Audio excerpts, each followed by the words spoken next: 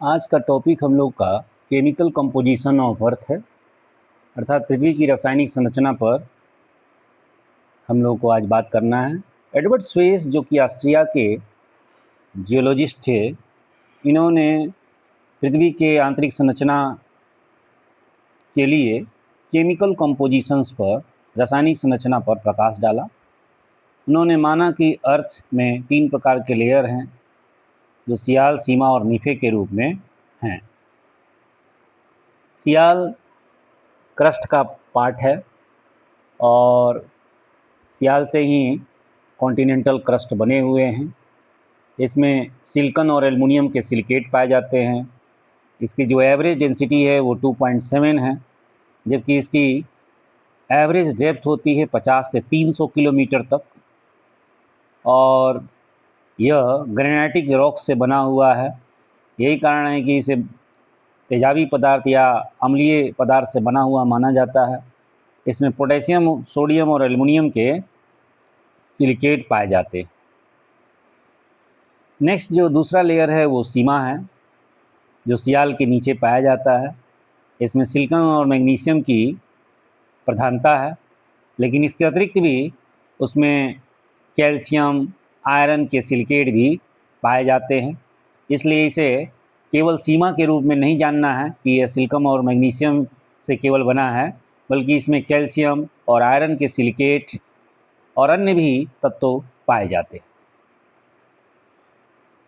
मूल रूप से इसका जो डेंसिटी है वो 2.9 से 4.7 तक 2.9 से 4.7 ग्राम पर क्यूबिक सेंटीमीटर होता है। यह बेसाल्ट चट्टानों से बना हुआ है। इसकी जो एवरेज डेप्थ है वो 1000 से 2000 किलोमीटर की गहराई तक मिलता है। तीसरी जो लेयर है उसे निफे कहते हैं। तो ये जो निफे है, इसमें निकेल और फेरियम का, यानी कि फेरस का, लोहा का से बना हुआ है।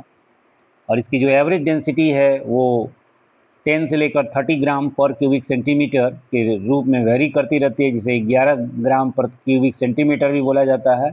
इसकी डायमीटर 6880 किलोमीटर है, यानी इसका निफे का जो व्यास होता है वो 6880 किलोमीटर है। लौह तत्व की इसमें प्रधानता है और यही कारण है कि इसमें मैग्नेटिज्म का गुण पाया जाता है और इसी से पृथ्वी में स्थिरता बनी हुई है। लिमिटेशंस क्या है स्पेस के वर्गीकरण का?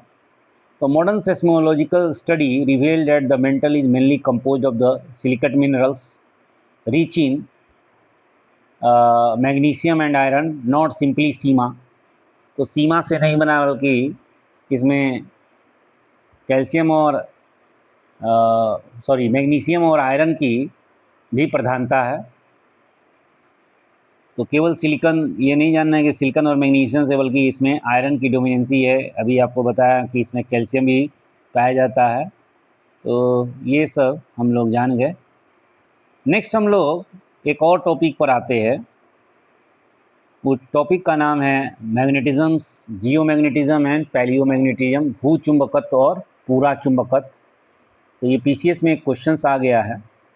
जियोमैग्नेटिज्म क्या है कि पृथ्वी में अभी का वर्तमान का क्या मैग्नेटिक क्वालिटी है, कितना प्रकार की मैग्नेटिक इंटेंसिटी है, ये जियोमैग्नेटिज्म बताता है। और geomagnetism is the study of the earth magnetic field, यानी कि ये इसके द्वारा हमको पृथ्वी का भूचुंबकतीय क्षेत्र का पता चलता है, उसकी प्रॉपर्टी का पता चलता है। वर्तमान में पृथ्वी में किस प्रकार की चुंबकत्व है, ये भूचुंबकत्व से पता चलता है। हम लोग जानते हैं अर्थ हम लोगों का एक विशालकाय चुंबक के तरह काम करता है। इसे मैग्नेटिक बार के नाम से भी जानते हैं। मैग्नेटिक इसका नॉर्थ पोल और मैग्नेटिक साउथ पोल होता है, जो कि हम लोग जानते हैं कि ये रिवर्स करता रहता है। तो जब मैग्नेटिक नॉर्थ के दिशा में रहता है तो इसको नॉर्मल बोलते हैं, और जब मैग्नेटिक नॉर्थ साउथ की तरफ, जोग्राफिकल साउथ की तरफ चला जाता है तो इसको रिवर्स मैग्नेट बोलते हैं। और ये लगातार चलता रहता है।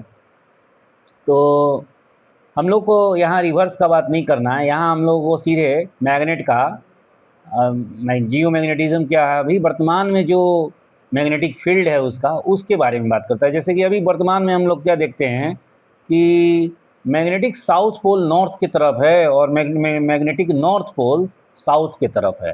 तो ये जो अभी का हम लोग जो देख रहे हैं यही जियो मैग्नेटिज्म है। यहाँ एक फार्मूला भी लिखा गया है, इस पर हम लोग ना जाकर हम लोग नॉर्मल पाते पे रहेंगे। मैग्नेटिक डिक्लाइनेशंस क्या होता है इसको ज़रा सा हम लोग देखें। तो इसमें ज्योग्राफिक नॉर्थ और मैग्नेटिक नॉर्थ के बीच के कोण को चुंबकीय विचलन बोलते हैं, मैग्नेटिक डिक्लाइनेशंस बोलते हैं।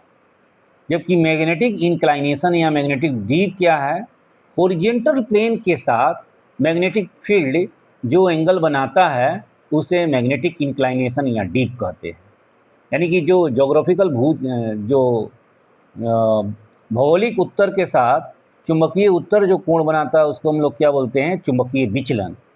जबकि हॉरिजॉन्टल प्लेन के साथ मैग्नेटिक के इंक्लाइनेशंस को जो हम लोग चेक करते हैं, मैग्नेटिक फील्ड के साथ कितना कोण बना रहा है उसको हम लोग मैग्नेटिक इंक्लाइनेशन बोलते हैं। और मैग्नेटिक इंटेंसिटी क्या होता है, ये मैग्नेटिक फील्ड के स्ट्रेंथ को बताता है। तो ये हम लोग मैग्नेटिज्म क्यों होता है, तो हम लोग को पता है कि आयरन और निकेल इसके कोर में है। आउटर कोर में आयरन और निकेल लिक्विड स्टेज में है, जबकि इनर कोर में सॉलिड स्टेज में है। और हम लोगों ने बात किया था कि इसमें सल्फाइड और कार्बाइड्स की जो मात्रा है इसके घनत्व को नॉर्मल कर देती है। यानी कि यहाँ पर अधिक घनत्व है लेकिन इतना भी अधिक नहीं हो जाएगा कि अगर जैसे कि विद्वानों ने कहा कि आयरन होने से बहुत ज़्यादा घनत्व होना चाहिए और भी जो जितना भी घनत्व है उससे भी ज़्यादा होना चाहिए। तो हम लोग इस पर बात कर चुके हैं कि सल्फाइड और कार्बाइड की जो मात्रा होती है इसके अधिक घनत्व को नॉर्मल कर देती है। तो इस तरह से हम लोगों को जियो मैग्नेटिज्म समझ में आया कि जियो मैग्नेटिज्म वर्तमान में पृथ्वी में किस लेवल का चुंबकत्व है, कितनी उसकी इंटेंसिटी है, ये चेक करते हैं। मैग्नेटिक डिक्लाइनेशंस ज्योग्राफिकल नॉर्थ और मैग्नेटिक नॉर्थ के बीच के एंगल को कहते हैं। जबकि मैग्नेटिक इंक्लाइनेशंस वो हॉरिजॉन्टल प्लेन के साथ मैग्नेटिक फील्ड कितने डिग्री का एंगल बनाता है उसे हम लोग मैग्नेटिक इंक्लाइनेशन बोलते हैं। अब नेक्स्ट हम लोग आते हैं पैलियोमैग्नेटिज्म पर, पूरा चुंबकत्व पर। तो पैलियोमैग्नेटिज्म पूरा चुंबकत्व क्या है कि ये एंशियंट मैग्नेटिक फील्ड का स्टडी बताता है कि एजोइक के एरा में क्या था मैग्नेटिक फील्ड, इसी तरह से कार्बोनिफरस में क्या था, आज का क्या है। तो ये आपको पूरा एक हिस्टोरिकल मैग्नेटिक फील्ड को रिप्रेजेंट करता था। जैसे कि अभी हम लोग जानते हैं कि पृथ्वी में 4 बार मैग्नेट बदल चुका है। और इस तरह से यहाँ पर डायग्राम में आपको डायग्राम नहीं दिखा है, इसमें डायग्राम नहीं दिखा है, कोई बात नहीं है, आप जाने रहिए कि अभी तक 4 बार मैग्नेट फील्ड बदल चुका है। और वो जो 4 मैग्नेटिक फील्ड गिलबर्ट, गास, माटियामा, ब्रुन्स, ये 4 मैग्नेटिक पीरियड बदल गया। इसका मतलब है कि नॉर्थ मैग्नेट साउथ मैग्नेट की तरफ और साउथ मैग्नेट नॉर्थ मैग्नेट की तरफ होते हैं। और इस तरह से हम लोग 4 पीरियड गिलबर्ट, गास, माटियामा, ब्रुन्स, ये अभी ब्रुन्स मैग्नेटिक पीरियड चलता है। तो इस प्रकार से मैग्नेटिक हिस्ट्री को पैलियोमैग्नेटिज्म्स कहते हैं। अगर एक भाषा में बोले तो ये मैग्नेटिज्म का हिस्ट्री बताता है। जैसे कि गिलबर्ट पीरियड में, गिलबर्ट मैग्नेटिक पीरियड में नॉर्थ मैग्नेट नॉर्थ की तरफ, साउथ मैग्नेट साउथ की तरफ था। गास में साउथ मैग्नेट नॉर्थ की तरफ चला जाएगा और नॉर्थ मैग्नेट साउथ की तरफ आ जाएगा। माटियामा में फिर नॉर्मल पोजीशन हो जाएगा, नॉर्थ नॉर्थ की तरफ रहेगा, साउथ साउथ की तरफ रहेगा। अभी जो ब्रुन्स चल रहा है इस समय साउथ मैग्नेट पोल जो है वो नॉर्थ की तरफ है और नॉर्थ मैग्नेट पोल साउथ की तरफ है। इसे ही हम लोग क्या बोलते हैं, इसे ही हम लोग नॉर्मल पोलरिटी और रिवर्स पोलरिटी कहते हैं। जैसे कि अगर जो नॉर्थ मैग्नेट नॉर्थ की तरफ है, जोग्राफिकल नॉर्थ की तरफ है, तो ये नॉर्मल पोलरिटी है। लेकिन अगर जो मैग्नेट जो नॉर्थ मैग्नेट है वो साउथ की तरफ आ जाए, जोग्राफिकल साउथ की तरफ है, तो उसी को रिवर्स पोलरिटी कहते हैं। तो गिलबर्ट, गार्ड, माटियामा, ब्रुन्स, ये जो हम लोग देख रहे हैं यही पैलियोमैग्नेटिज्म्स जैसा जिस समय का मैग्नेट रहता है उस समय का रॉक्स में प्रॉपर्टी आ जाता है। तो मैग्नेटिज्म को प्रमाणित करने का इसका सहारा लेकर continental drift theory Alfred Wegener ने दिया, sea floor spreading Harry Hess ने दिए, और प्लेट टेक्टोनिक्स मॉर्गन, ये लोग इनका ग्रुप्स ने दिया, मॉर्गन पार्कर मिल के ये लोग दिए। तो इस तरह से हम लोगों को मैग्नेटिज़म्स और जियोमैग्नेटिज़्म और पैलियोमैग्नेटिज़्म का भी अंतर समझ में आ गया। Thank you.